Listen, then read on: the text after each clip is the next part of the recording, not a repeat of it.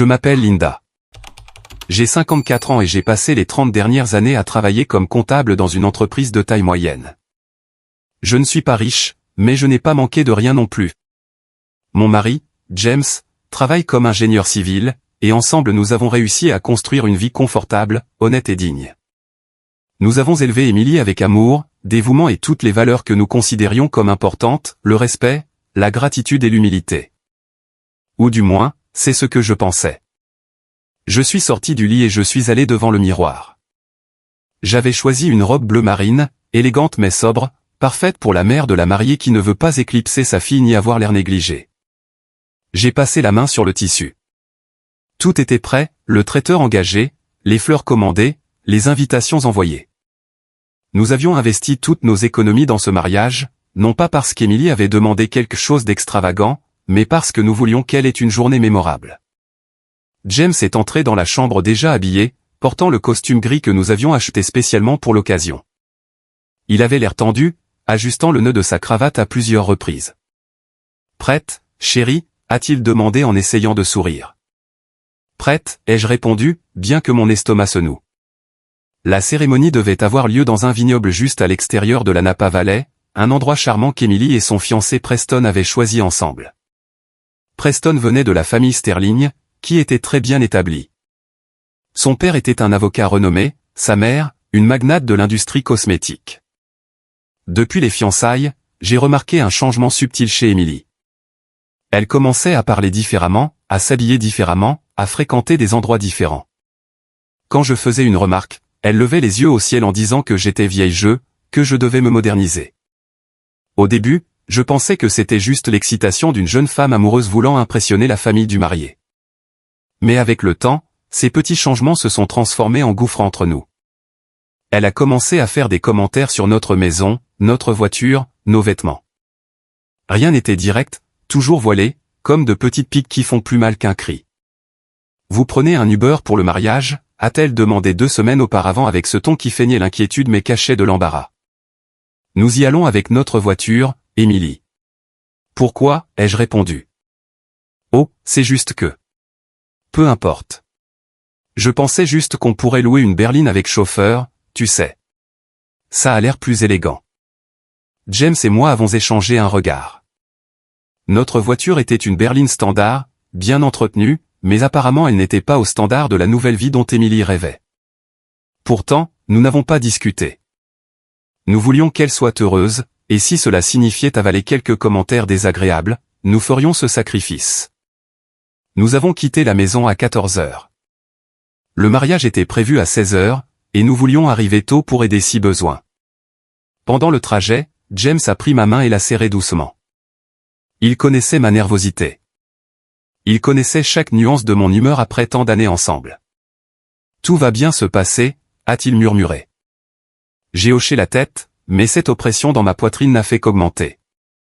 À notre arrivée au vignoble, l'entrée était magnifique. Il y avait une arche décorée de fleurs blanches et de verdure, des lumières délicates suspendues aux arbres et un panneau élégant indiquant le chemin vers la salle de réception.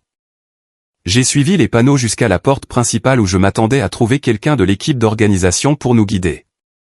C'est là que les invités étaient accueillis. C'est là que je l'ai vu. À la porte d'entrée, juste au centre, se trouvait un grand cadre avec une bordure dorée. À l'intérieur, une photo. Notre photo, celle de James et moi. C'était une image qu'Emily avait prise de nos réseaux sociaux. Nous deux, souriant lors d'un barbecue du 4 juillet, portant des vêtements simples et décontractés. Mais la photo avait été éditée. Sur nos visages se trouvait une barre rouge géante comme celle qui couvre les criminels dans les rapports de police. Et juste en dessous, en grosses lettres grasses, était écrit « Accès refusé ». Ce couple n'a pas la permission d'entrer. Mesure de sécurité de la famille. J'ai senti mes jambes se dérober.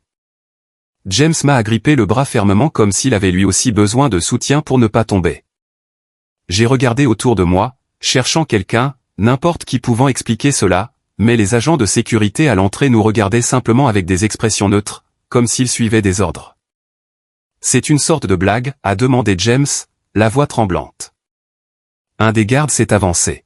« Je suis désolé, les gens, mais vous n'êtes pas sur la liste des invités autorisés. » Je vais devoir vous demander de partir. Nous ne sommes pas sur la liste?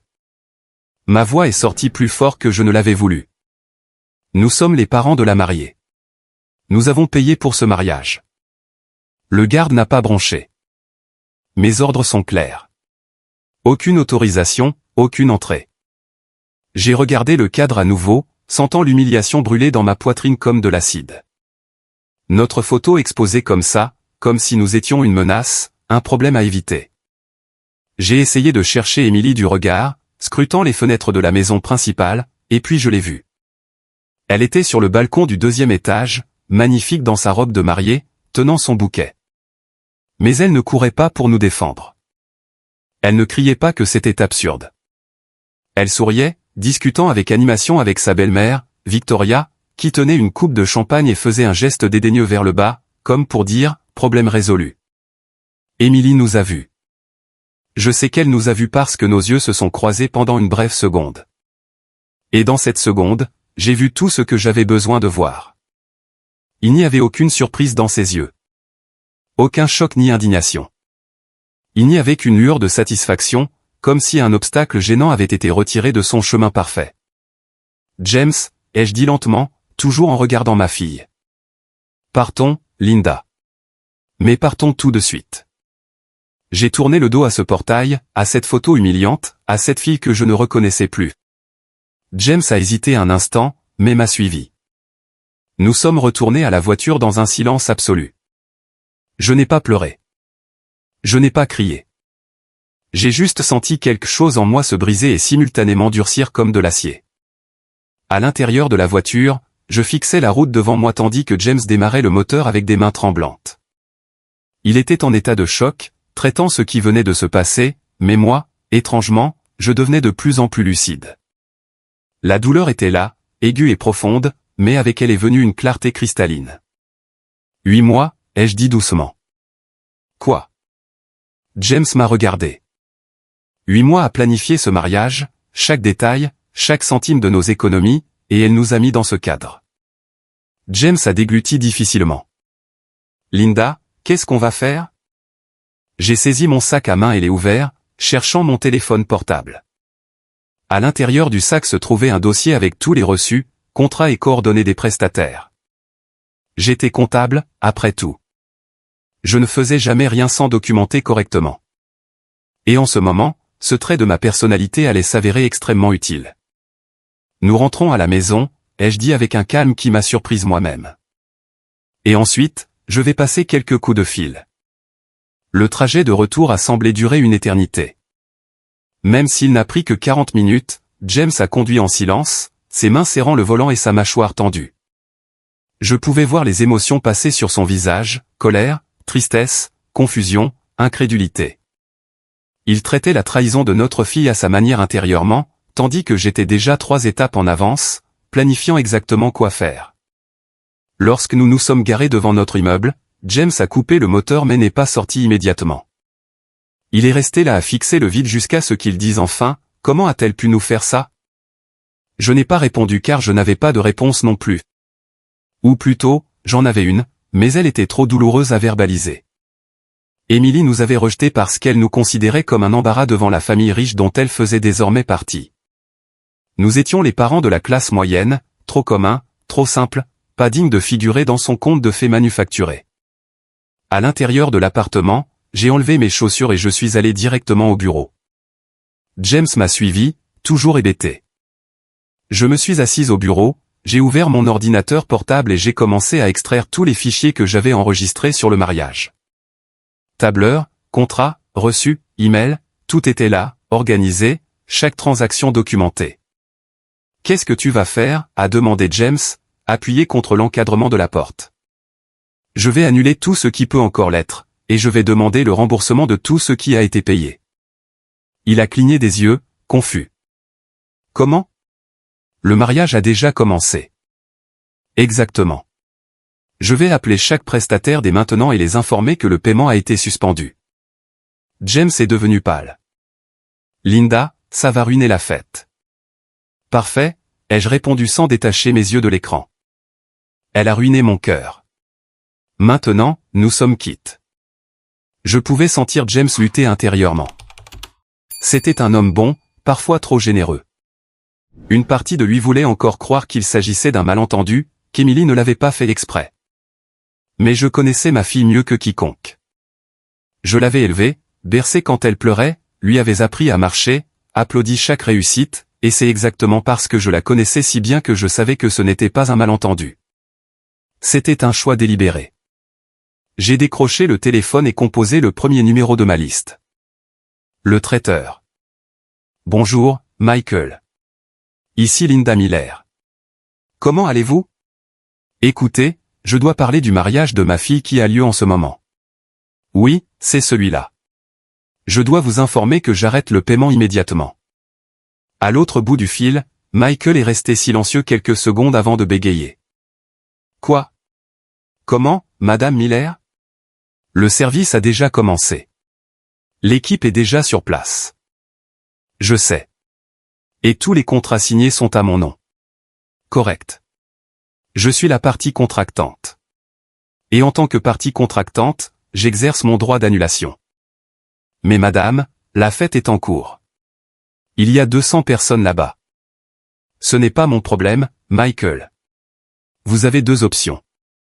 Soit vous suspendez le service et retirez votre équipe immédiatement, soit vous continuez à servir, mais au seul risque et frais de la famille du marié.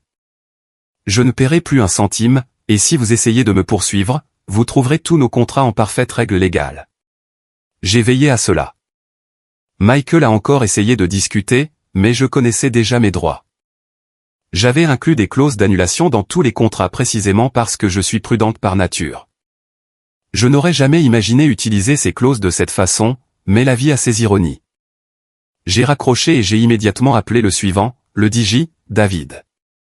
Linda Miller, j'ai besoin que vous arrêtiez la musique immédiatement et que vous quittiez l'événement. Non, ce n'est pas une urgence. C'est une annulation de contrat. Oui. Maintenant, vous avez 30 minutes pour emballer votre équipement. Après ce délai, je ne suis responsable de rien. Un par un, je suis passé par tous les prestataires, l'entreprise de son et lumière, le photographe, le vidéaste, le fleuriste, même l'équipe de serveurs supplémentaires que nous avions engagés. À chacun, j'ai transmis le même message, service annulé. Partez immédiatement. Toute continuation sera aux frais de ceux qui restent. James était assis dans le fauteuil, la tête dans ses mains. Quand j'ai terminé le dernier appel, il m'a regardé avec une expression qui mélangeait admiration et horreur. Tu l'as vraiment fait. Je l'ai fait, ai-je répondu, sentant un vide dans ma poitrine. Et je n'ai pas encore fini. J'ai pris mon téléphone personnel et ouvert mon application bancaire. Il y avait toutes les transactions des derniers mois. La robe de mariée, $4000. Les alliances, $1500. Le lieu, $3000 juste pour la compte. Le décor, $3500. Le traiteur, $6000. Et ainsi de suite. Au total, nous avions investi plus de $60 000 dans ce mariage. C'était pratiquement toutes nos économies des 5 dernières années. Mais voici la partie qu'Emily ne savait pas. Je n'avais pas tout payé en espèces. Une partie était sur un plan de paiement à taux zéro sur la carte de crédit, et la carte était à mon nom. J'ai appelé la société de carte de crédit. Bonjour. Je voudrais contester plusieurs frais. Oui, ce sont des achats de grande valeur qui n'ont pas été autorisés correctement. J'ai besoin de suspendre les paiements en cours et de demander un remboursement sur les futurs versements. Le représentant était efficace. En 20 minutes, tous les futurs paiements étaient bloqués. Les prestataires qui n'avaient pas encore reçu le montant total devraient courir après Emily et Preston maintenant. Plus après moi. Quand j'ai raccroché, j'ai ressenti un étrange mélange de soulagement et de tristesse. Soulagement d'avoir pris position, de ne pas avoir simplement accepté cette humiliation en silence. Tristesse parce que cela signifiait que ma relation avec ma fille était irrémédiablement détruite. Le téléphone portable a commencé à sonner. C'était un numéro que je ne reconnaissais pas. J'ai répondu. Allô, Linda. La voix hystérique de Victoria, la mère du marié, a crié à l'autre bout. Que as-tu fait? La musique s'est arrêtée. Le traiteur emballe tout. Les serveurs partent. Bonjour, Victoria, ai-je répondu avec un calme glacial. J'ai annulé les services que j'avais engagés et payés. Si vous voulez continuer la fête, n'hésitez pas à engager vos propres prestataires. Tu es folle? Le mariage a déjà commencé. Il y a 200 personnes ici. Il y avait, parce qu'apparemment vous ne vouliez pas de James et moi parmi ces personnes. C'était assez clair à la porte. Victoria est restée silencieuse un moment. Quand elle a parlé à nouveau, sa voix était encore plus acide, c'était une mesure de sécurité. Vous deux ne correspondiez pas au profil de nos invités. Je comprends.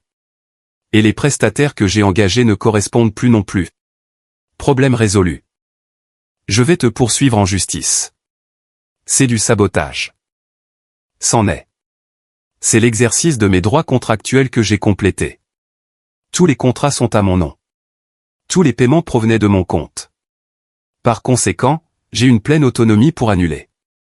Si vous voulez me poursuivre, n'hésitez pas. Mon avocat adorera présenter cette photo à la porte comme preuve de discrimination.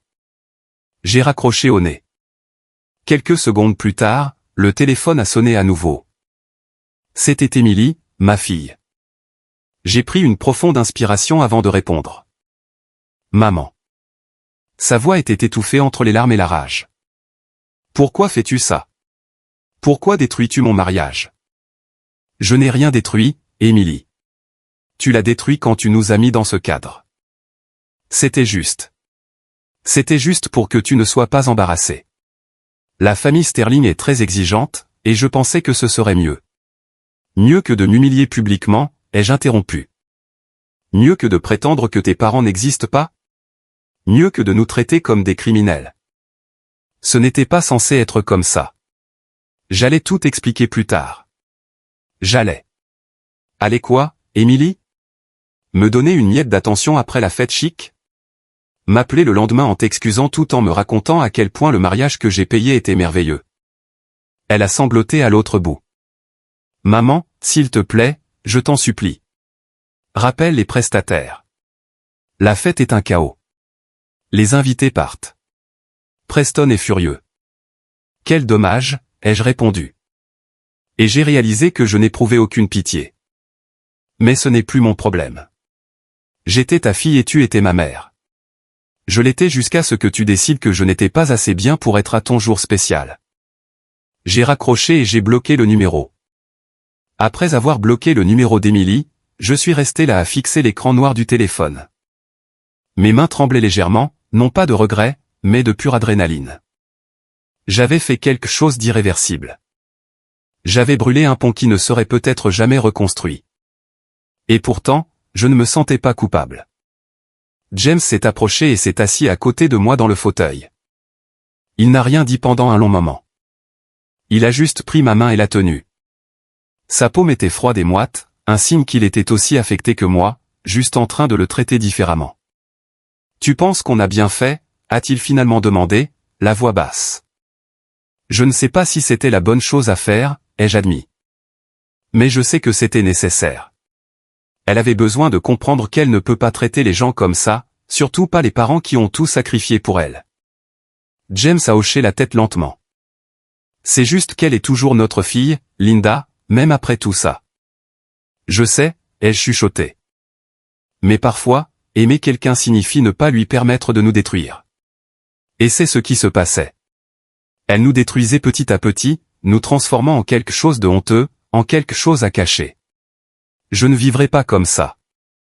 Nous sommes restés là dans le silence lourd de notre appartement tout en imaginant le chaos qui se déroulait certainement au vignoble. Nous n'avions pas besoin d'être là pour le visualiser. Des invités confus, le traiteur emballant les tables, la musique interrompue brutalement. Émilie pleurant des rivières en essayant d'expliquer l'inexplicable. Le téléphone de James a sonné. Il a regardé l'écran et a fait la grimace. C'est Preston. Réponds, ai-je dit. Je veux entendre ce qu'il a à dire. James l'a mis sur haut-parleur. La voix du gendre a résonné, furieuse, presque hurlante. James, qu'est-ce qui se passe, bordel? Ta femme a-t-elle perdu la tête? A-t-elle détruit mon mariage? Ton mariage, a répondu James. Et pour la première fois ce jour-là, j'ai entendu une vraie fermeté dans sa voix. Quelle curiosité, Preston. Je pensais que c'était le mariage de ma fille aussi. Mais apparemment, nous n'étions pas les bienvenus.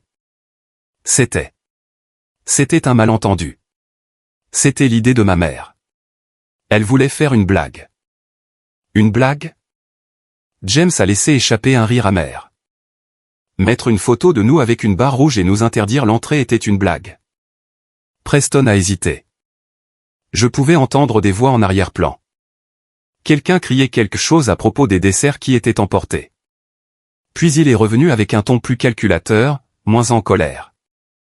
Écoute, James, résolvons ça comme des adultes. Combien veux-tu? Combien veux-tu, Linda, pour faire marche arrière et rappeler les prestataires? C'était à mon tour de prendre le téléphone de la main de James. Il n'y a pas d'argent qui puisse réparer ça. Preston, vous ne voulez pas de nous là-bas. Parfait. Mais vous n'allez pas avoir la fête que j'ai payée. Tu es vindicative et mesquine, a-t-il explosé. Tu es en train de ruiner la vie de ta propre fille. Non, Preston. J'arrête d'être un paillasson. Grande différence. J'ai raccroché. Bloqué. J'ai bloqué son numéro aussi. Les minutes s'égrenaient. James est allé à la cuisine et est revenu avec 2 verres d'eau. Nous avons bu en silence. L'appartement était trop calme, comme si la maison elle-même était sous le choc de la journée. Puis mon téléphone a émis un bip. Un message d'un numéro inconnu. Je l'ai ouvert. C'était une photo. L'image montrait la salle de réception dans un chaos complet. Table vide, chaises renversées, invités debout en groupe discutant avec agitation. Dans le coin, je pouvais voir Emily assise sur une chaise, le visage dans les mains, tandis que Victoria faisait des gestes furieux à quelqu'un en dehors du cadre. La légende disait, « Regarde ce que tu as fait. J'espère que tu es heureuse. » Je ne reconnaissais pas le numéro, mais j'ai supposé qu'il s'agissait d'un proche de Preston ou d'un invité indigné qui a obtenu mon contact d'une manière ou d'une autre. Je n'ai pas répondu. J'ai juste enregistré la photo. Elle serait utile au cas où quelqu'un essaierait de me poursuivre pour dommage. J'aurais une preuve visuelle que l'événement s'est poursuivi, juste sans le luxe que j'avais payé. D'autres messages ont commencé à arriver, certains de numéros connus qui n'avaient pas encore été bloqués, d'autres de gens inconnus, tous sur le même ton, m'accusant d'être cruelle, vindicative, d'avoir ruiné le jour le plus important de la vie d'Emily. Mais un message est sorti du lot. C'était de Lisa, ma sœur cadette. Elle n'était pas allée au mariage parce qu'elle vivait dans un autre état et était enceinte de 8 mois, incapable de voyager. Mais apparemment, quelqu'un lui avait raconté ce qui s'était passé. Linda, je viens de l'apprendre. Tu vas bien? Besoin de quelque chose? Je veux juste que tu saches que tu as fait la bonne chose. Emily a franchi la limite. Je suis avec toi. Ces quelques mots m'ont touché d'une manière à laquelle je ne m'attendais pas. Mes yeux ont brûlé et, pour la première fois depuis que j'ai vu ce cadre à la porte, j'ai pleuré. Pas des pleurs hystériques, mais des larmes silencieuses de soulagement, sachant qu'au moins une personne dans la famille comprenait, me soutenait, ne me jugeait pas comme le monstre qu'Emily peignait probablement à tout le monde. James a vu mes larmes et m'a serré dans ses bras. Nous sommes restés comme ça pendant un moment, enlacés sur le fauteuil tandis que le soleil se couchait dehors, et que le jour qui aurait dû être un jour de joie s'est transformé en cendres. Finalement, je me suis composé. J'ai essuyé mon visage, pris une profonde inspiration et me suis levé. Je vais préparer le dîner, ai-je annoncé. Linda, tu n'as pas à, oui, je le dois. J'ai besoin de faire quelque chose de normal, quelque chose pour me rappeler que la vie continue. Je suis allé à la cuisine et j'ai commencé à préparer un dîner simple. Poulet rôti, purée de pommes de terre et haricots verts. De la nourriture réconfortante faite maison, le genre qu'Emily aimait quand elle était petite avant de commencer à fréquenter des restaurants chics et à développer des palais trop sophistiqués pour la cuisine de sa propre mère. Pendant que je cuisinais, j'ai laissé mon esprit vagabonder. Je me suis souvenu quand Emily était bébé, si petite et fragile dans mes bras.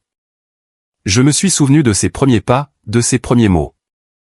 Je me suis souvenu du jour où elle est entrée à l'école pour la première fois, pleurant, s'accrochant à ma jambe, et comment j'avais eu besoin d'être forte pour dire au revoir et la laisser trouver son chemin. Je me suis souvenu de chaque nuit passée éveillée quand elle avait de la fièvre. Chaque projet scolaire que j'avais aidé à réaliser. Chaque fois que j'avais séché ses larmes après une déception. Je me suis souvenu de chaque sacrifice que James et moi avions fait. Vacances annulées pour payer l'école privée, vieux vêtements pour payer ses activités extrascolaires, dîner simple pour épargner pour l'université.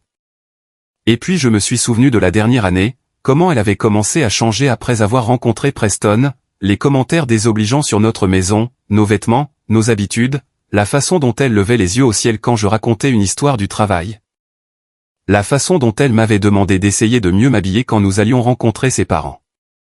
Tout avait été une construction graduelle. Elle ne s'est pas réveillée un jour en décidant de nous rejeter. C'était un processus lent où elle se convainquait que nous n'étions pas assez bien pour le monde dans lequel elle voulait entrer. Et aujourd'hui, avec ce cadre à la porte, n'était que le point culminant de mois de mépris dissimulé. J'ai fini de cuisiner et j'ai appelé James à table. Nous avons mangé en silence, chacun perdu dans ses pensées. La nourriture était bonne, mais elle n'avait aucun goût. Il est difficile de savourer quoi que ce soit quand votre cœur est brisé. Après le dîner, en faisant la vaisselle, j'ai entendu mon téléphone sonner à nouveau. Cette fois, c'était un numéro de ligne fixe. J'ai répondu avec prudence. Linda? C'était une voix féminine, polie. C'est Sandra de l'équipe de traiteurs du chef Michael. Il m'a demandé d'appeler pour confirmer, voulez-vous vraiment annuler le service? Parce que si c'est un malentendu, nous sommes encore à temps pour faire marche arrière. Ce n'est pas un malentendu, Sandra. Vous pouvez tout emballer. Compris. Je voulais juste confirmer parce que, eh bien, c'est assez compliqué ici. La mariée pleure toutes les larmes de son corps et les invités sont indignés. J'imagine, ai-je répondu sans émotion. Il y eut une pause. Puis Sandra a dit d'une voix plus basse, entre nous, Madame Miller. Je ne sais pas ce qui s'est passé, mais du peu que j'ai vu, je pense que vous avez fait la bonne chose. Personne ne mérite d'être manqué de respect comme ça. Je l'ai remercié et j'ai raccroché. C'était réconfortant, d'une certaine manière, de savoir que même des inconnus pouvaient voir l'injustice de la situation. La nuit est tombée lourdement sur notre appartement. James était allé se coucher plus tôt, émotionnellement épuisé. Mais je ne pouvais pas dormir. Je suis resté dans le salon avec toutes les lumières éteintes sauf une petite lampe dans le coin, regardant le téléphone qui ne cessait de recevoir des messages. La plupart provenaient de fouineurs, donnant des avis non sollicités sur la façon dont j'aurais dû réagir. Certains disaient que j'avais raison, qu'Emily l'avait mérité. D'autres me traitaient de monstre, disaient qu'aucune vraie mère ne ferait ça à sa propre fille, comme s'ils savaient ce que c'est d'être humilié publiquement par la personne que vous avez élevée, aimée et pour laquelle vous avez tout sacrifié. Un message en particulier a attiré mon attention. C'était d'Ashley, une amie d'enfance d'Emily. Elle écrivait, « Tante Linda, je sais que ce ne sont pas mes affaires, mais Emily est désespérée. Elle se sent vraiment malade à force de pleurer. Y a-t-il un moyen pour que vous vous parliez ?» J'ai pris une profonde inspiration. Une partie de moi, cette partie maternelle qui ne meurt jamais complètement, s'est rétractée à l'idée qu'Emily souffre. Mais ensuite, je me suis souvenu du sourire sur son visage quand elle nous a vus devant la porte, ce sourire satisfait de quelqu'un qui vient de se débarrasser d'un problème gênant.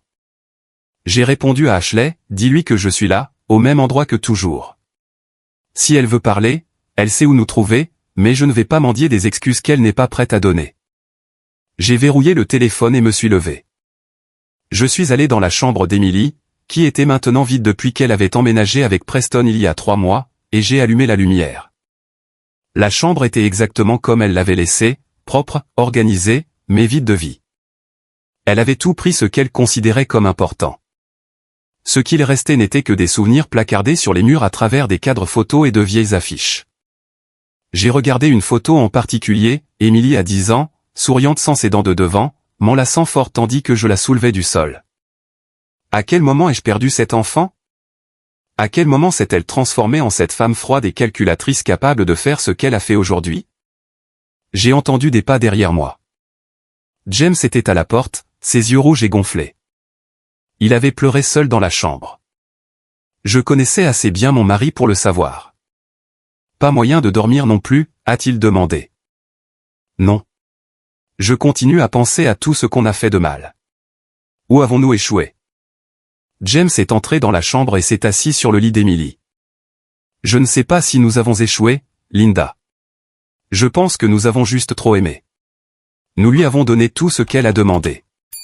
Nous l'avons protégée de chaque difficulté. Peut-être qu'elle n'a jamais appris la valeur des choses parce qu'elle n'a jamais eu à se battre pour rien. Ces mots m'ont fait mal parce qu'ils contenaient une vérité. Nous avions été des parents protecteurs à l'extrême. Nous voulions qu'Émilie ait tout ce que nous n'avions pas eu. Et en cours de route, peut-être avons-nous créé quelqu'un qui ne savait pas apprécier, quelqu'un qui attendait toujours plus sans se demander d'où cela venait ou combien cela coûtait. Tu penses qu'elle va nous chercher, ai-je demandé. Éventuellement, a soupiré James. Quand la situation se calmera et qu'elle réalisera ce qu'elle a perdu. Mais je ne sais pas si, quand elle viendra, nous voudrons toujours ouvrir la porte. Cela m'a surprise. James était toujours le plus flexible des deux, celui qui cédait en premier, celui qui pardonnait le plus vite. Entendre cette dureté dans sa voix m'a montré à quel point Émilie avait blessé non seulement moi, mais lui aussi. Nous sommes retournés au salon. James a allumé la télévision, plus pour avoir un bruit de fond que pour vraiment regarder quoi que ce soit. Nous sommes restés là, côte à côte sur le canapé, faisant semblant de faire attention à un vieux film qui passait alors que nos esprits restaient piégés dans les événements de la journée. Vers minuit, la sonnette a retenti. James et moi avons échangé des regards alarmés. Qui serait là à cette heure? Je suis allé à l'interphone, le cœur battant. Qui est-ce? La voix qui a répondu était enrouée à force de pleurer. C'est moi. Maman, s'il te plaît, laisse-moi entrer. J'ai besoin de vous parler. Émilie? Ma fille était là, au milieu de la nuit, toujours dans sa robe de mariée. À travers la caméra de l'interphone, je pouvais voir qu'elle était seule, sans Preston, sans Victoria, sans aucun des invités chics. Juste elle, vulnérable et brisée. James s'est approché. Tu vas la laisser monter? Ma main a plané au-dessus du bouton qui déverrouillerait la porte. Ce serait si facile d'appuyer, de la laisser entrer, de l'embrasser et de tout pardonner. C'était ce que mon cœur de mère criait. Mais ma raison, cette partie de moi qui avait été piétinée aujourd'hui, a hésité. Maman, s'il te plaît. La voix d'Émilie est revenue par l'interphone. Je sais que j'ai tout ruiné. Je sais que je ne le mérite pas, mais j'ai besoin de vous parler. J'ai besoin de m'excuser. J'ai appuyé sur le bouton et déverrouillé la porte. Non pas parce que j'étais prête à pardonner, mais parce qu'elle méritait la chance de s'expliquer et que je méritais d'entendre ce qu'elle avait à dire face à face. Les minutes jusqu'à ce qu'elle atteigne notre étage ont semblé infinies. Quand la porte de l'ascenseur s'est ouverte et qu'Émilie est apparue, j'ai perdu mon souffle.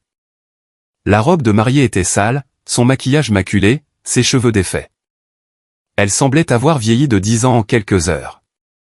Elle s'est arrêtée au seuil quand j'ai ouvert la porte, comme si elle attendait la permission d'entrer. Ses yeux étaient rouges et gonflés, et elle tremblait légèrement. Je ne savais pas si c'était de froid ou d'émotion.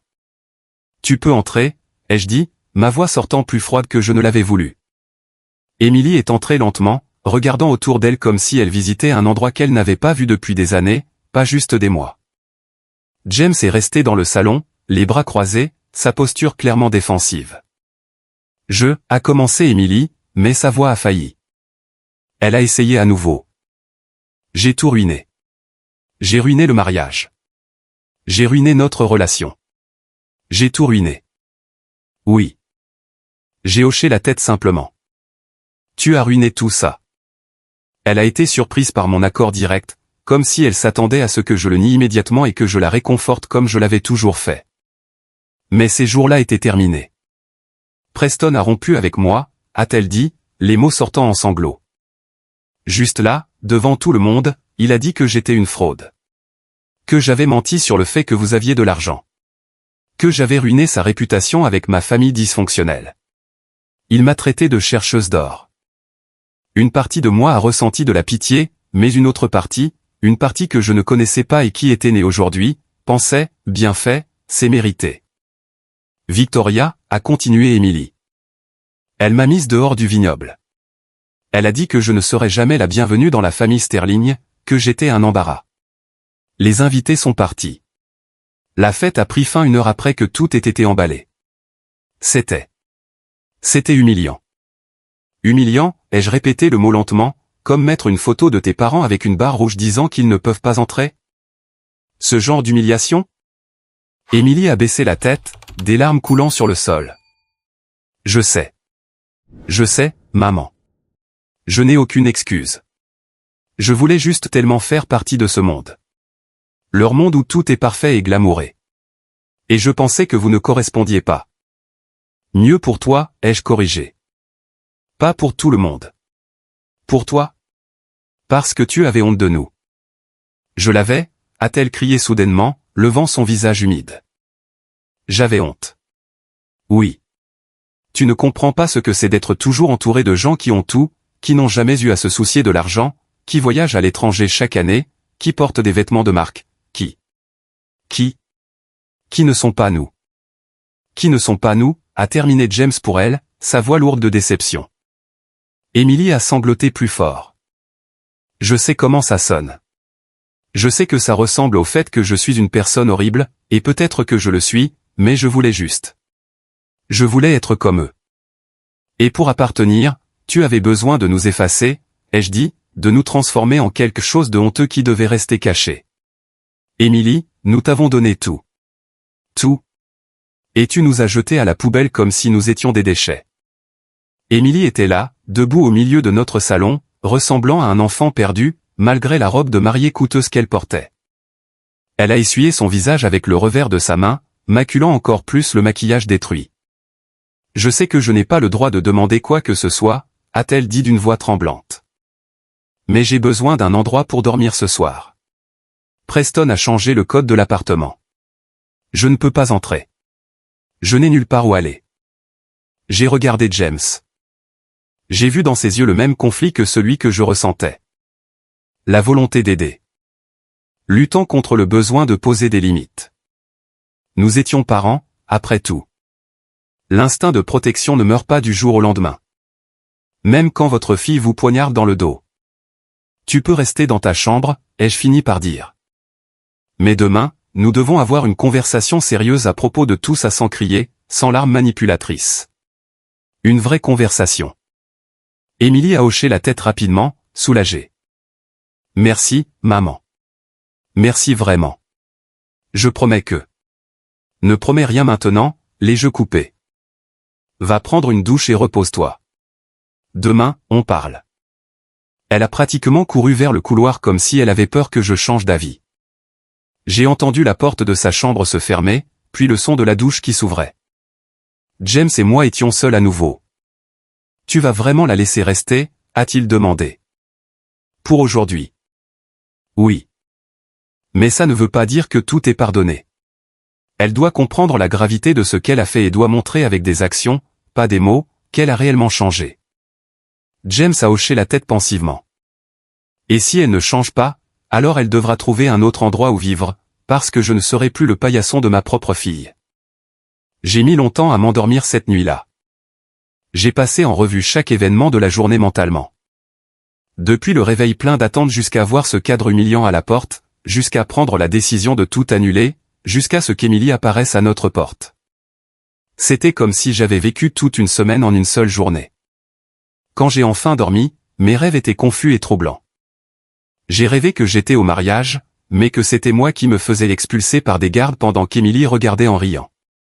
J'ai rêvé que James me disait que j'avais réagi de manière excessive, que j'avais détruit notre famille. Je me suis réveillé plusieurs fois durant la nuit avec le cœur battant et le sentiment que quelque chose n'allait pas. Au matin, je me suis réveillé à l'odeur du café. Confuse, je me suis levé et je suis allé à la cuisine. Émilie était là, toujours en pyjama. Elle avait trouvé de vieux vêtements qu'elle avait laissés derrière elle, faisant du café et des toasts. La scène était si domestique, si normale, que pendant un moment, il a semblé que rien de tout cela ne s'était passé. « Bonjour, maman », a-t-elle dit lentement quand elle m'a vu. Ses yeux étaient toujours gonflés, mais elle avait lavé son visage et attaché ses cheveux. Elle ressemblait plus à l'Émilie que je connaissais, pas à cette version sophistiquée et snob qu'elle était devenue. « Bonjour », ai-je répondu, traitant encore la scène. « J'ai fait du café. Comment tu l'aimes ? Et il y a du pain dans le grille-pain. » J'ai accepté la tasse qu'elle m'a offerte et je me suis assise à la table. James est apparu juste après, tout aussi surpris que moi par la scène. Pendant le petit déjeuner, nous sommes restés dans le silence. C'était un silence chargé, plein de choses non dites. Mais au moins, il n'était pas hostile. Quand nous avons terminé, Émilie a ramassé les tasses et a fait la vaisselle sans qu'on lui demande, quelque chose qu'elle n'avait pas fait depuis des mois, disant toujours qu'elle était trop occupée ou trop fatiguée. On peut parler maintenant, a-t-elle demandé quand elle a terminé. Nous sommes allés au salon. Émilie s'est assise dans un fauteuil, James et moi sur le canapé, maintenant cette distance physique qui symbolisait la distance émotionnelle qui existait désormais entre nous. J'ai beaucoup pensé pendant la nuit, a commencé Émilie avec des mains nerveuses sur ses genoux. À propos de tout ce qui s'est passé, à propos des choix que j'ai faits. Et je réalise maintenant. Je réalise que je me suis perdu. Je me suis perdu en essayant d'être quelqu'un que je ne suis pas. Continue, ai-je encouragé, gardant un ton neutre. Quand j'ai rencontré Preston, c'était comme entrer dans un nouveau monde. Un monde que j'ai toujours vu de l'extérieur. Tu sais, ces immenses maisons, ces voitures importées, ces voyages internationaux, et soudain j'étais à l'intérieur. Et c'était si facile de se laisser emporter. Ça a commencé avec des petites choses. Lui corrigeant la façon dont je parlais, sa mère suggérant de meilleurs magasins pour acheter des vêtements. Au début, je pensais qu'il m'aidait à m'améliorer, mais il ne le faisait pas. Non, il te façonnait, te transformant en une version de toi qui entrait dans leur monde, a dit James doucement. Et j'ai permis cela. Pire, j'ai activement collaboré parce qu'une partie de moi a toujours eu honte de notre vie simple, de notre maison modeste, de notre vieille voiture. Non pas parce que vous n'étiez pas de bons parents. Vous étiez les meilleurs, mais parce que je voulais plus. J'ai toujours voulu plus. Ces mots étaient honnêtes, cruellement honnêtes, et ils faisaient mal parce qu'ils contenaient une vérité que j'avais toujours soupçonnée mais que je n'avais jamais voulu admettre. Émilie n'avait jamais été satisfaite de ce que nous avions. Elle regardait toujours avec envie ce que les autres avaient. Quand Victoria a suggéré ce panneau, a continué Émilie avec une voix étouffée. Elle a dit que ce serait mieux pour tout le monde, que vous vous sentiriez mal à l'aise parmi leurs invités, que ce serait embarrassant pour vous et pour moi. Et je l'ai cru ou j'ai voulu le croire, parce que c'était plus facile que d'admettre que je choisissais leur approbation plutôt que votre amour. Tu nous as trahis, ai-je dit simplement, pour une approbation sociale. Tu nous as vendus pour une place à la table avec des gens qui ne se soucient même pas vraiment de toi. Je sais. Et hier, j'ai découvert de la pire façon possible. Quand tout s'est effondré, quand Preston m'a rejeté et que Victoria m'a mise dehors, aucun de ses invités chics n'a pris ma défense. Personne ne m'a défendu. Tout le monde est simplement parti. Soulagé de ne pas avoir à témoigner de cet embarras plus longtemps. J'ai réalisé que je n'avais personne parce que les seules personnes qui m'aimaient vraiment, c'était vous. Et je venais de vous expulser de ma vie. Des larmes ont coulé sur son visage à nouveau. Mais cette fois, elles ne ressemblaient pas à des larmes d'apitoiement. Elles ressemblaient à des larmes de réelle compréhension, de réel regret. Je n'attends pas que vous me pardonniez, a-t-elle dit. Pas immédiatement. Peut-être jamais. Mais j'ai besoin que vous sachiez que j'ai honte. Vraiment honte.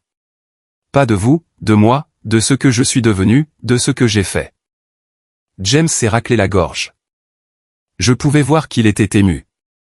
Luttant contre l'envie de se lever et d'enlacer notre fille comme il le faisait toujours quand elle souffrait. Reconnaître l'erreur est la première étape, a dit James avec précaution. Mais ce n'est pas suffisant. Tu dois montrer que tu as changé avec des actions, pas des mots. Je sais et je vais le faire. Je ne sais pas encore comment, mais je le ferai. J'ai regardé ma fille, la femme qu'elle était maintenant, plus l'enfant dont je me souvenais. J'ai vu en elle une fragilité que je n'avais pas vue avant. Une vraie fissure dans le piédestal qu'elle avait elle-même construit. Qu'est-ce que tu vas faire maintenant, ai-je demandé. Concernant Preston, l'appartement, ta vie? Émilie a soupiré profondément. Je ne sais pas. J'ai besoin de récupérer mes affaires de l'appartement, mais je ne sais pas comment puisqu'il a changé le code. J'ai besoin d'annuler. Enfin, annuler ce qu'il restait du mariage. Faire savoir à tout le monde. Et j'ai besoin de comprendre ce que je vais faire de ma vie parce qu'honnêtement, je ne sais plus qui je suis. Tu peux rester ici, ai-je dit, me surprenant moi-même, temporairement. Jusqu'à ce que tu sois organisé, mais avec des conditions. Lesquelles? Premièrement, tu vas chercher un travail. Tu ne dépendras pas de nous financièrement. Deuxièmement, tu paieras un loyer, même symbolique, pour démontrer que tu comprends la responsabilité. Troisièmement, tu iras en thérapie. Tu dois travailler sur ces problèmes d'image de soi et de valeur. Et quatrièmement, aucun contact avec la famille Sterling sauf si strictement nécessaire pour résoudre des questions pratiques. Émilie a hoché la tête à chaque condition. J'accepte tout. Et maman, merci de ne pas m'avoir jeté à la rue comme je le méritais. Je ne fais pas ça parce que j'ai pitié de toi, ai-je clarifié. Je fais ça parce que, malgré tout, j'ai encore l'espoir que la fille que nous avons élevée existe en toi, la fille gentille, généreuse et humble qui semble s'être perdue en cours de route, et je veux lui donner une chance de revenir. Les jours suivants ont été étranges et tendus. Émilie est restée à la maison, pratiquement recluse dans son ancienne chambre, ne sortant que pour les repas et pour utiliser la salle de bain. Elle passait des heures sur l'ordinateur, soi-disant à chercher un travail et à traiter les conséquences du mariage désastreux. L'appartement qu'elle partageait avec Preston était vraiment inaccessible. Il avait changé tous les codes et refusé tout contact. Il était nécessaire de contacter un avocat pour s'assurer qu'Émilie puisse récupérer ses biens personnels. Le processus était épuisant, Preston et Victoria créant des obstacles à chaque étape. Mardi, 3 jours après le mariage raté, Émilie a réussi à programmer un moment pour récupérer ses affaires.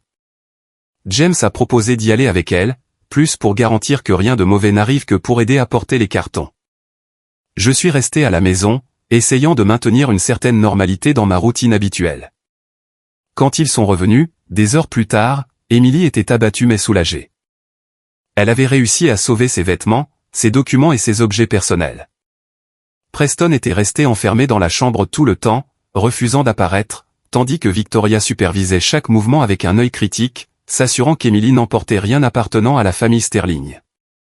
C'était humiliant, m'a dit Émilie ce soir-là.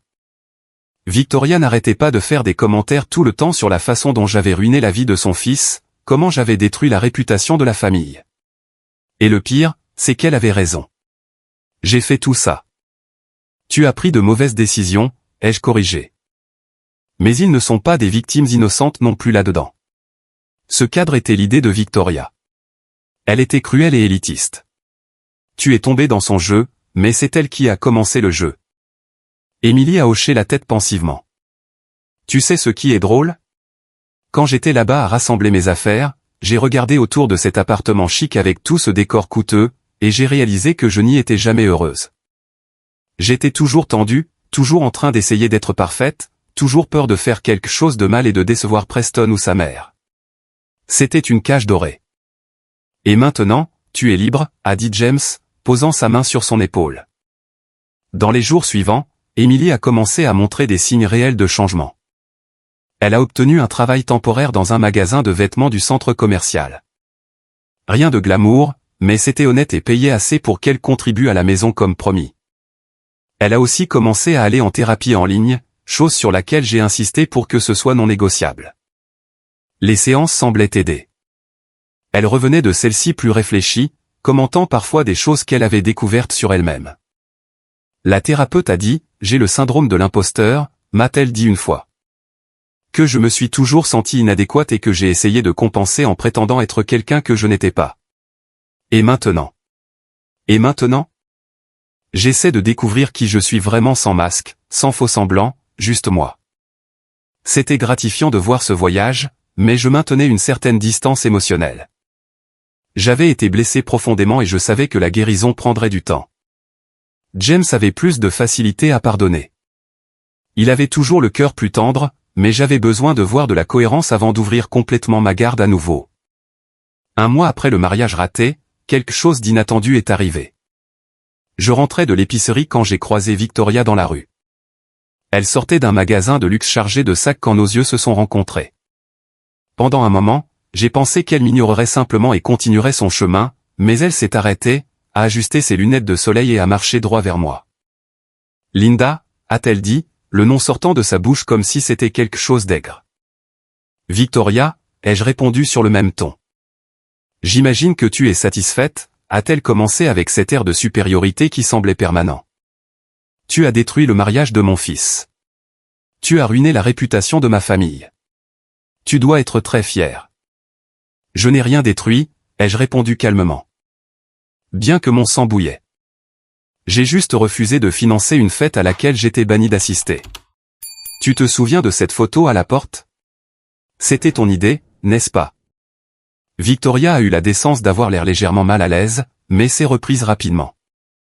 C'était une mesure nécessaire. Vous deux ne correspondiez pas au profil de nos invités. Cela aurait été embarrassant pour tout le monde. Embarrassant, ai-je répété, laissant échapper un rire amer. Tu sais ce qui est embarrassant, Victoria? C'est d'élever un fils gâté, endetté jusqu'au cou, qui ne se soucie que des apparences. C'est de prétendre avoir une vie glamour alors qu'on est à peine capable de payer les factures. Parce que je sais, Victoria, je sais pour les dettes de Preston, pour l'appartement qui est sur le point d'être saisi par la banque. Ma fille m'a tout dit. Le visage de Victoria est devenu rouge. Tu ne sais rien. J'en sais plus que tu ne l'imagines. Et tu sais quoi d'autre? Je suis heureuse que tout se soit effondré parce que ma fille a échappé à entrer définitivement dans votre famille toxique pleine de dettes et de faux-semblants. Elle a peut-être fait des erreurs, mais au moins elle a encore le temps de les réparer. Au lieu de cela, toi et ton fils allez rester piégés dans ce mensonge que vous avez construit. J'ai laissé Victoria là, la bouche bée et furieuse, et j'ai continué mon chemin la tête haute. C'était libérateur de dire tout ça, de jeter la vérité à son visage sans peur. Pour la première fois depuis des semaines, j'ai senti que j'avais complètement récupéré ma dignité. Quand je suis arrivé à la maison et que j'ai raconté à James la rencontre, il a ri. Tu as vraiment dit tout ça? Je l'ai fait, et ça valait chaque mot. Emily était dans la chambre mais avait entendu notre conversation. Elle est sortie avec une expression étrange sur le visage. Victoria était dans la rue? Elle l'était et a essayé de me blâmer pour tout ce qui est arrivé. Qu'est-ce que tu lui as dit? La vérité. Qu'elle et sa famille sont une fraude et que tu étais chanceuse de t'échapper. Emily s'est assise dans le fauteuil, pensive. Tu sais, maman, pendant longtemps j'ai envié leur vie. J'ai pensé que c'était le monde dont je voulais faire partie. Mais maintenant, en regardant de l'extérieur, je réalise que c'était tout faux. Le luxe, l'élégance, le statut, tout construit sur des mensonges et des dettes. La seule chose réelle que j'avais était ici avec vous. Ces mots m'ont ému plus que je ne m'y attendais. J'ai senti mes yeux brûler mais j'ai cligné rapidement pour chasser les larmes. J'espère que tu crois vraiment ça, ai-je dit. Parce que si c'est juste une autre chose que tu dis pour nous plaire. Ce ne l'est pas, a interrompu Emily fermement. J'ai appris, maman. De la manière la plus dure possible. Mais j'ai appris, les vraies valeurs ne peuvent pas s'acheter. Et la vraie famille ne t'abandonne pas quand les choses deviennent difficiles. Vous aviez tous les droits de m'abandonner après ce que j'ai fait, mais vous ne l'avez pas fait. Et ça vaut plus que n'importe quel mariage chic ou appartement de luxe. James s'est raclé la gorge, ému. J'ai juste hoché la tête, protégeant toujours mon cœur, mais sentant les murs commencer à baisser lentement. 2 mois se sont écoulés depuis le jour du mariage désastreux. La vie avait trouvé un nouveau rythme, différent d'avant, mais pas nécessairement mauvais. Emily travaillait régulièrement, payait sa part à la maison et allait en thérapie religieusement. Les changements en elle étaient visibles. Elle était plus légère, plus authentique, plus comme la personne dont je me souvenais il y a des années. Mais je maintenais toujours une certaine réserve, non pas par manque de volonté de pardonner complètement, mais parce que certaines blessures prennent du temps à guérir. James m'a dit que j'étais trop dur, qu'Emily faisait tout bien et méritait une deuxième chance complète. Et il avait raison jusqu'à un certain point, mais j'avais besoin de mon propre temps. C'était un jeudi, un jour ordinaire, que les choses ont finalement changé pour de bon. Je rentrais du marché quand j'ai reçu un appel d'un numéro inconnu. J'ai failli ne pas répondre, pensant que c'était du spam, mais quelque chose m'a fait accepter l'appel. Allô, Linda Miller? La voix était masculine. Formelle. Oui, c'est elle. Ici le docteur Stevens de l'hôpital général. Nous appelons parce que vous êtes répertorié comme le contact d'urgence d'Emily Miller. Il y a eu un accident. Mon cœur s'est arrêté. Quel genre d'accident? Est-ce qu'elle va bien? Elle a été renversée par une voiture en traversant la rue. Elle est consciente, mais nous devons faire des tests. Pouvez-vous venir ici? J'ai tout laissé tomber au travail et je suis parti en courant. J'ai appelé James en chemin qui a dit qu'il irait aussi directement à l'hôpital. Mon esprit était dans une panique absolue, imaginant les pires scénarios, toutes les rancœurs, toute la colère accumulée. Tout a disparu en un instant. Tout ce qui importait, c'était que ma fille soit blessée et ait besoin de moi. Quand je suis arrivé à l'hôpital, je suis allé directement aux urgences. J'ai trouvé Émilie allongée sur un brancard avec une coupure au front en train d'être nettoyée par une infirmière. Elle était pâle mais consciente. Et quand elle m'a vu, ses yeux se sont remplis de larmes. « Maman » a-t-elle dit d'une voix faible. Je suis allé vers elle et lui ai tenu la main. « Je suis ici, chérie. Je suis ici. » J'avais si peur, a-t-elle confessé, des larmes coulant sur ses joues. Si peur de mourir sans avoir réparé les choses correctement avec vous, sans que vous m'ayez pardonné pour de vrai. Mon cœur s'est brisé. Ne dis pas de bêtises. Tu vas très bien t'en sortir. Et concernant le pardon, Émilie, je n'ai jamais cessé de t'aimer. Je me suis senti blessé, déçu, mais je n'ai jamais cessé de t'aimer. Je sais et je ne le mérite pas. Je ne mérite pas ton amour. Je ne mérite pas que tu sois venu ici en courant. Je ne mérite pas, ça suffit, ai-je interrompu doucement, essuyant les larmes de son visage soigneusement pour ne pas toucher la plaie. Tu es ma fille. Tu seras toujours ma fille. Et oui, tu as fait une énorme erreur. Tu m'as blessé d'une façon que je n'aurais jamais imaginé possible. Mais je vois que tu es en train de changer, que tu essaies d'être une meilleure personne, et ça compte. James est arrivé à ce moment-là, essoufflé d'avoir couru dans les couloirs. Quand il a vu Émilie, son visage s'est illuminé de soulagement. Il nous a rejointes et nous sommes restés là, les trois, comme une famille unie à nouveau. Les tests ont montré qu'Émilie avait eu de la chance. À part la coupure au front qui nécessitait quelques points de suture, il n'y avait que des bleus et des éraflures. Rien de cassé, aucun dommage grave. Le médecin a dit qu'elle pouvait rentrer à la maison le jour même, mais qu'elle avait besoin de repos. Sur le chemin du retour, Émilie était calme sur la banquette arrière de la voiture. Je me suis tourné pour la regarder et j'ai vu qu'elle pleurait en silence. « Qu'est-ce qui ne va pas ?» ai-je demandé. « Aujourd'hui, j'ai réalisé quelque chose » a-t-elle dit, essuyant ses yeux. Quand cette voiture est venue dans ma direction, et que j'ai pensé que j'allais mourir. Tu sais quelle a été ma première pensée? Quoi? Que je ne voulais pas mourir sans avoir récupéré ma maman, sans avoir récupéré mon papa. Je n'ai pas pensé à Preston. Je n'ai pas pensé à la vie chic que je voulais. Je n'ai pensé à rien de matériel. J'ai pensé à vous et j'ai réalisé que vous étiez toujours tout ce dont j'avais vraiment besoin. Mais j'étais trop aveugle pour le voir. J'ai tendu la main vers l'arrière et lui ai tenu la main. Bon retour, ma fille. Cette nuit-là, j'ai pris soin d'Émilie comme je ne l'avais pas fait depuis des années. J'ai préparé son plat préféré, arrangé ses oreillers, appliqué le médicament sur les plaies, et elle l'a permis sans se plaindre, sans prétendre qu'elle était trop indépendante pour avoir besoin de sa mère. Il y avait une vulnérabilité en elle qui était rafraîchissante, réelle. Dans les jours suivants, alors qu'Émilie récupérait à la maison, nous avons eu de longues conversations, de vraies conversations, pas celles superficielles que nous avions eues pendant des mois. Elle m'a parlé de la pression qu'elle ressentait pour impressionner les Sterling, sur la façon dont Victoria la critiquait constamment et la faisait se sentir inférieure, sur la façon dont Preston était contrôlant et manipulateur de manière qu'elle n'aperçut qu'après que tout soit fini. Il me faisait me sentir chanceuse d'être avec lui, a-t-elle confessé. Comme si je devais le remercier chaque jour de m'avoir choisi, même si je venais d'une famille simple, et je l'ai cru.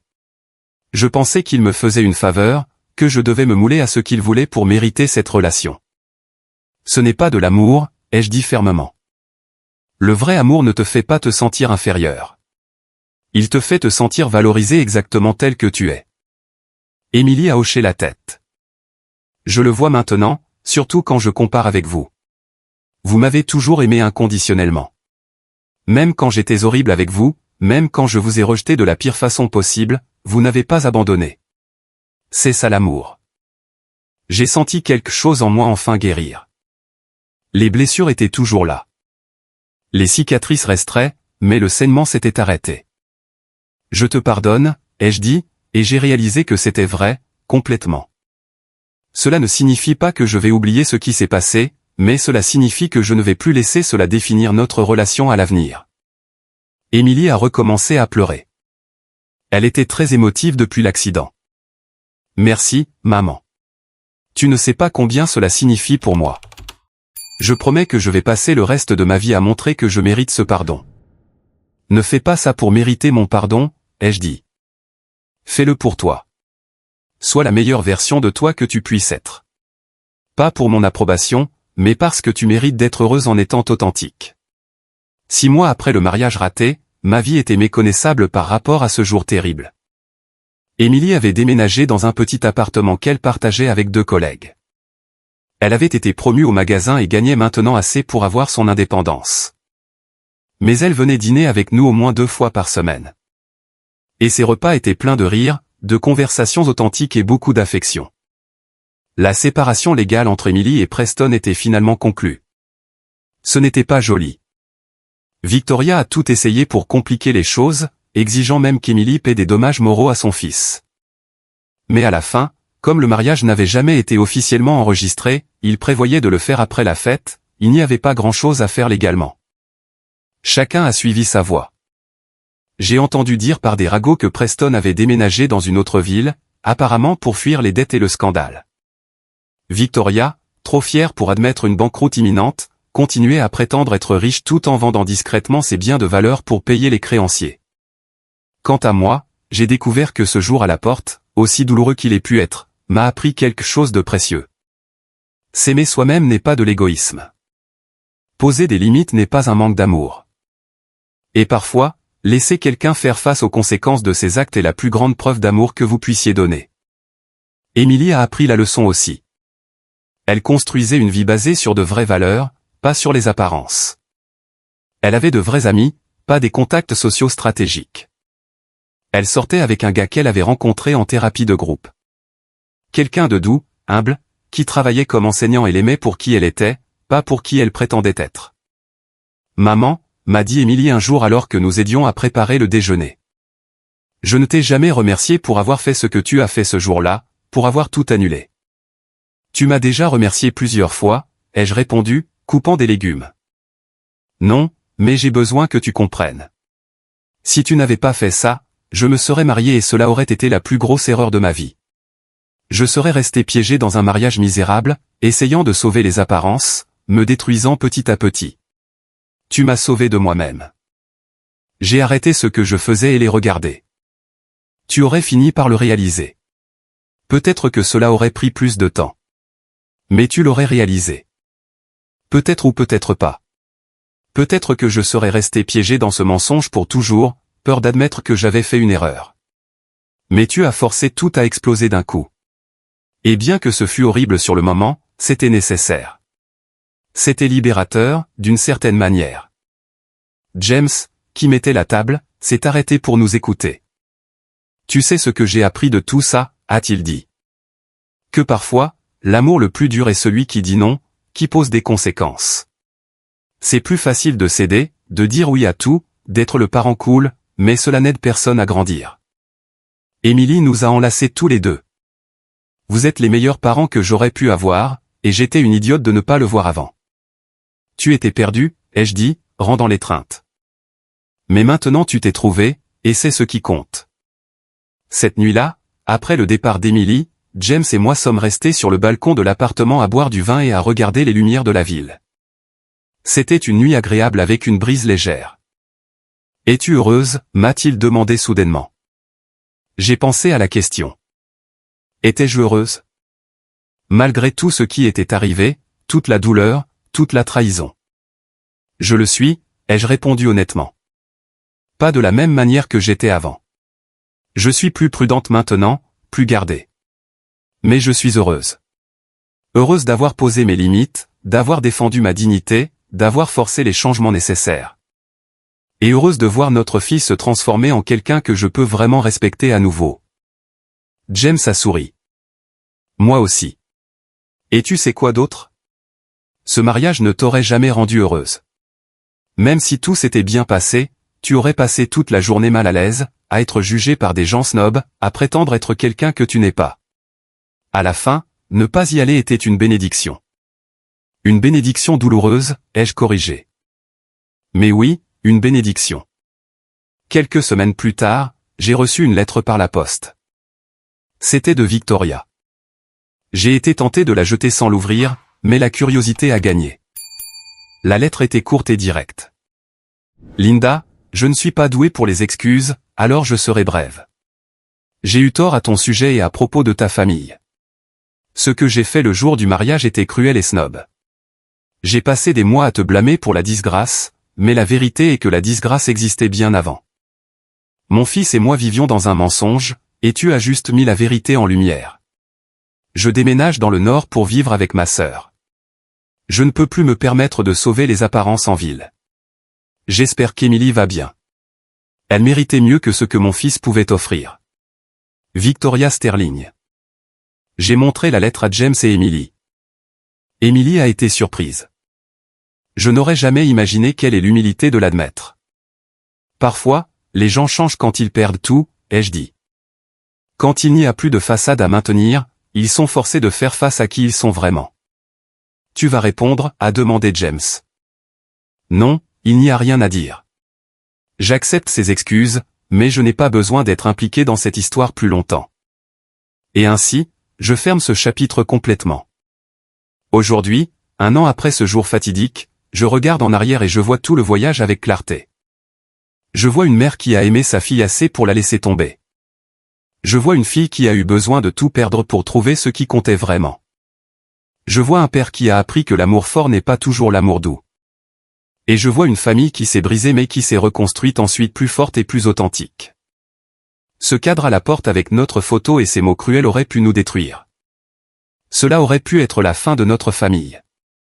Mais au lieu de cela, c'est devenu le début de quelque chose de nouveau.